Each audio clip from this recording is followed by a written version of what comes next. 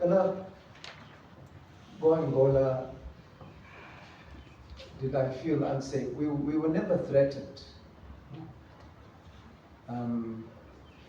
But it was just the thing where you see that human rights and protocol are violated. When you say not safe, I'm not sure what to say, but I didn't find there was anything life-threatening. Or I never feared that there could be any harm that could come to any of us. It was just a matter of where are we going with this? How long will this detention last? Will we end up being deported officially the next day? Will there be interventions? It was just a question mark in all of our minds, not knowing why it was being done, but there was never any time that one feared for one's life or anything like that. So I think that one answers that one. And I don't think the BDP issue, relationships, the influence and everything, I guess you were linking it to Angola as well. No, I don't think there's anything linked there either, that one. Because Hainele na hela, you could say, yeah, there's something fishy going on. There's some influence that came from here, that side. But because there were so many of us who were caught up in this, and others who were actually deported, and others who were denied entry, you could see, well, yeah, this wasn't just something aimed at me on my own.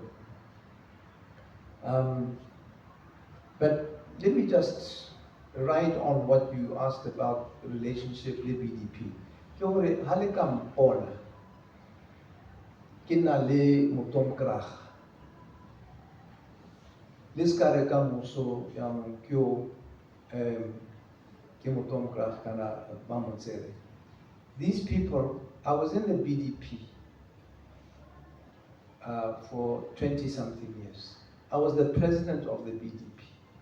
I know those people very well. That was my political home for many years.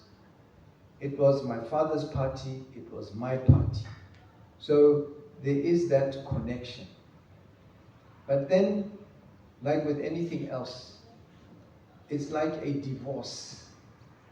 And I hope, I wouldn't wish that on anybody. But that's what it became. So usually when there's a divorce, or kauhana limutu, limusadi, kana if you're the wife, kauhana limuni, it ends there, it's finished. Yes, once in a while, they have reconciled and they've come back together again. But it's very rare. So this is what happened in my case. It was all good at the beginning. There was the relationship, even with husbands and wives and everything.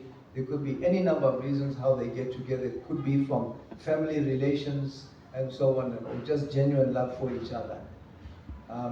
So that was my relationship with BDP. Yes, it came from the family side. And then I went into the BDP, you know my history there. But then I divorced the BDP because they had lost their way, and the principles and morals and values that we stood for, that my father stood for, were thrown out the window by Madao's disaster. Okay. All right. Any final thoughts, Mr. Ali?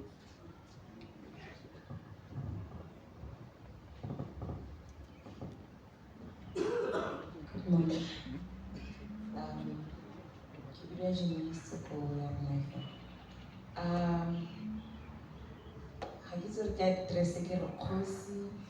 Former president. I think the latter one can be ski.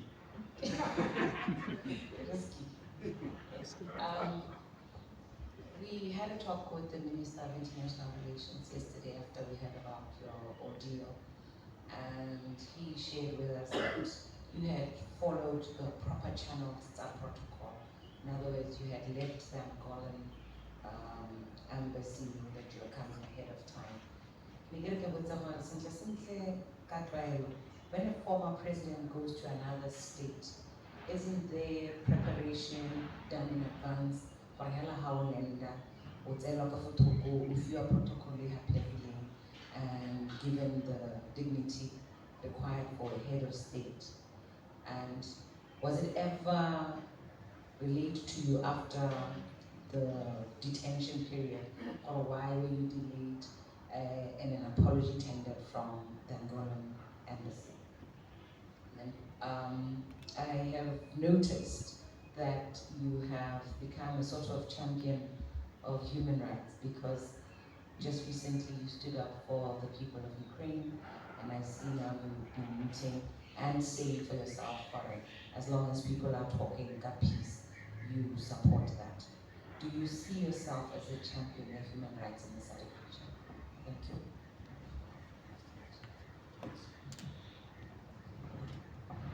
Haribaka protocol, there is a kind of a standard procedure with variations from country to country. So each country will protocol you in its own way. For Angola, I can only say what happened previously, the 3 times I went there previously. Ba protocol, ba hotsa ko flamechi, ba hotsa ba buisa ko VIP lounge. Depending on the distance, it's either litsamaka now kana ba go pega mo koloi. Go Angola, bana le the VIP combis. I don't know if that's the correct words. And then ba hotsa ba buisa ko VIP lounge. From the VIP lounge, they take you to the hotel. Ka VIP koloya bone, it's a Mercedes. Yeah, what I did in that time. Mercedes, BMW, that kind of class of vehicle. And then some countries they escort you. Other countries they don't. Angola, they escorted me before. So that was the level. So and then they provide you with security as well. So that's what they've always done. So this time, there was none of that. No protocol, no vehicle, no escort, and so on.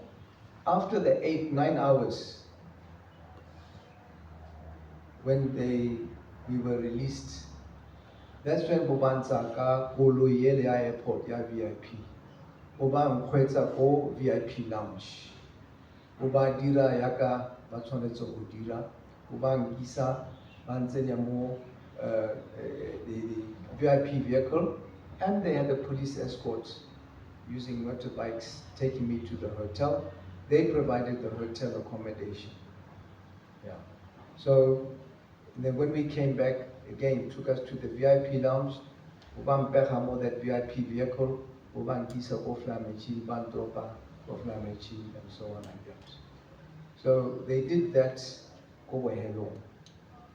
The reason, yeah, we tried to ask them, why are you doing this? There was no reason, because the people who are around us, by immigration, Hela, some fairly maybe senior ones, they wouldn't know. Our embassies, high commissions, try to engage the Angolan embassy, Botswana, Angola, and they made no progress with them at all. So you could see this thing into our OD. There's nothing, no interventions that they were able to do. So up to now, no reasons. No apology given. There were a couple of officials there, when we were being released. They said, no, we are sorry for this, and then they got in the vehicle. But these were just junior people. And so, I don't know if they will apologize for the violation of protocol. But now, the way I am, if people are going to apologize, let them be genuine, that they really feel sorry. But this was such a deliberate action. For me, I would rather they didn't apologize. If they are not sincere or genuine about it, it's best we just say, yeah, remark and say we did what we wanted to do, we achieved what we wanted to do, for which we don't have to apologize. So I'm not expecting or asking personally for an apology, because like I said, if they're going to give it, it should be genuine. And after how they treated us, I don't think it would be sincere. Yeah. Human rights, Emma, I think based on what you see going on around in the region and also on the continent, and even what we experienced in Botswana under Masisi, there was a lot of violation of human rights, a lot. People should be able to walk around in this country like we are doing today. Osa taba my DIS, this taba my police. We told me how dira molato, they'll come knocking at your door. But Hanokore, you have an association with another party, or you say something bad about the president. You shouldn't then go and be locked up, as what was happening under his time.